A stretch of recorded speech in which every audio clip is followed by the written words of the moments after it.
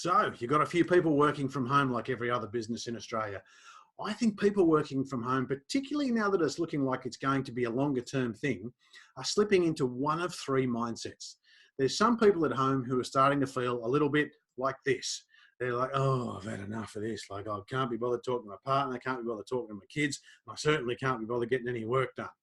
There's some people like that. There's some people who've moved through that emotion and are starting to feel a little bit like this, a little bit like, oh, am I in danger? Am my family in danger? Are my kids in danger? Like, oh, they're just too scared to be productive for you. And there are some people who've moved through both those emotional states and are actually starting to feel a little bit more like this. It's like, that's it, they've checked out, totally disengaged. The biggest commercial advantage you can have over the next 3 to 6 to 18 months is resilience. People who can handle this time really well. People who can keep their baseline peace of mind through stressful times. And the great thing is, it's been about 25 years research into resilience, and they've found that being more resilient, keeping your peace of mind through the next 3 to 6, 18 months, it's about 50% genetic, so blame your mum and dad, about 10% what happens, 10% events, and about 40% how you think about what happens. And the great news is there are techniques and tactics that everyone can learn to improve that 40%. I base my methodology on the interviews I've done for my What I Wish I Knew book series that I've got out there. I've done over 1,000 interviews with amazing, resilient, inspirational people from all over the globe.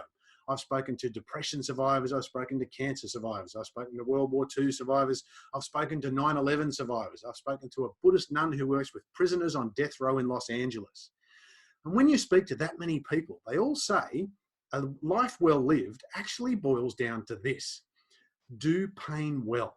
And aren't we finding this out now? You know, that to get to the end of your days and be pretty happy how you've spent your time here, then you need to handle those times when you're dumped in the deep end and your previous life experience hasn't prepared you for who you need to be to move forward and get to where you need to go.